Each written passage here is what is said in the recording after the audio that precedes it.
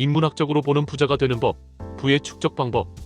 여러분은 부자라는 단어를 들었을 때 어떤 이미지를 떠올리시나요?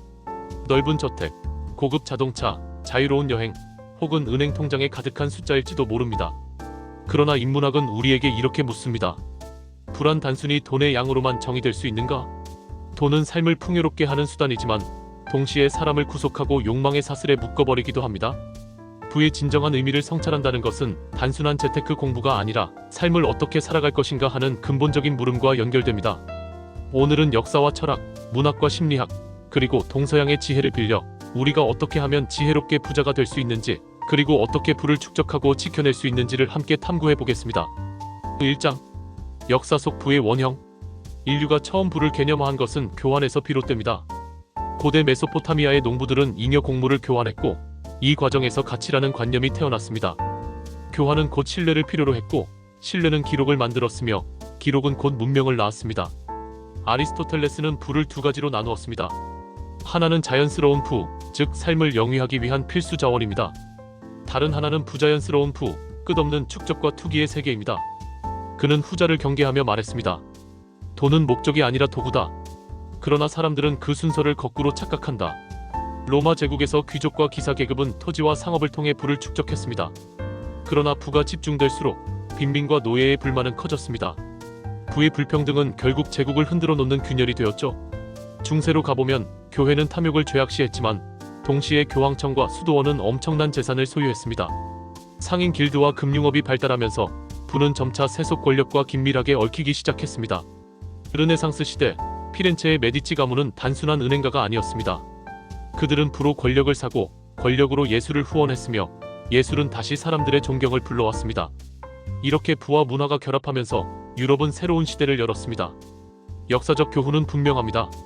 부란 단순히 돈의 집적이 아니라 시대 정신과 맞닿아 있을 때 지속적인 힘을 가질 수 있다는 것입니다. 2장. 문학과 철학에 담긴 부의 의미.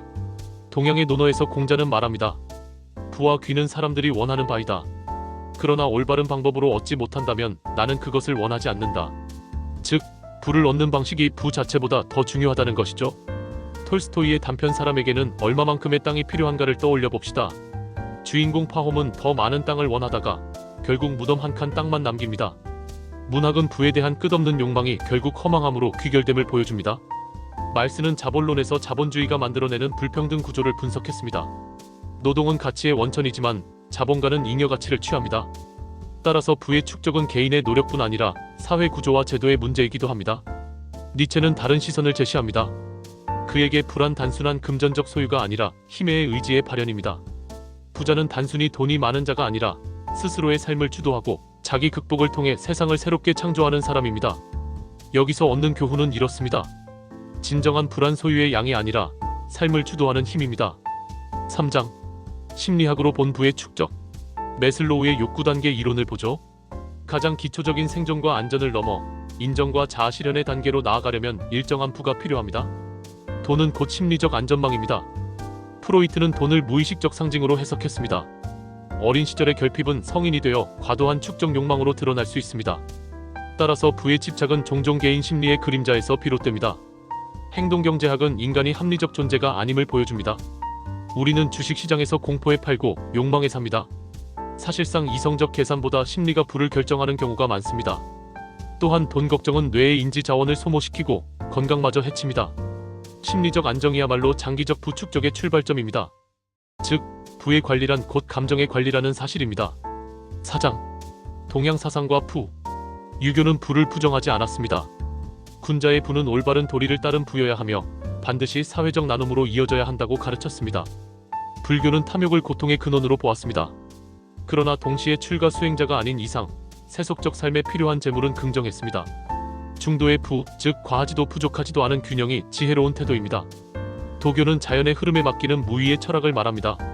억지로 움켜쥐려 하지 않고 때로는 비우고 흐름을 따를 때 오히려 삶은 풍요로워진다는 것입니다. 주역은 변화의 철학을 가르칩니다.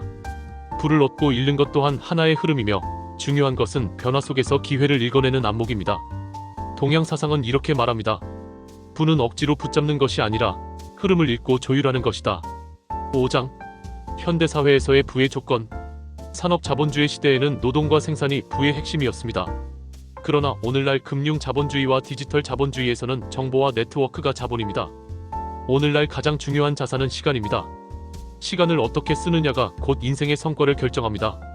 시간을 낭비하는 사람과 투자하는 사람의 격차는 10년 후 엄청난 차이를 만듭니다.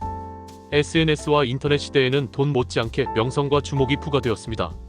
어텐션 이카노미, 즉 관심 경제가 부의 새로운 형태를 만들어냈습니다. 또한 현대의 부는 단순히 개인적 차원을 넘어섭니다. ESG, 지속 가능성, 윤리적 소비는 기업과 개인 모두에게 새로운 규범을 제시합니다. 돈만 버는 기업과 사회적 가치를 함께 창출하는 기업의 미래는 확연히 다릅니다. 결론은 명확합니다. 현대의 부는 윤리적 기반 없이는 지속될 수 없습니다. 6장 구체적 부 축적 방법. 여기서 우리는 구체적인 방법론을 다루겠습니다. 인문학은 단순한 철학적 성찰에서 끝나지 않고 삶의 실천을 요구하기 때문입니다. 지식 자본의 축적. 돈은 잃을 수 있지만 지식은 빼앗기지 않습니다. 독서와 학습은 사고력을 키우고 이는 곧 의사결정 능력으로 연결됩니다. 고전을 읽는 이유는 바로 시대를 넘어선 통찰을 얻기 위함입니다. 관계 자본의 축적. 인간은 혼자 부자가 될 수 없습니다. 네트워크의 질이 곧 부의 크기를 결정합니다. 신뢰와 진정성이 오래가는 관계의 핵심입니다. 시간 자본의 활용.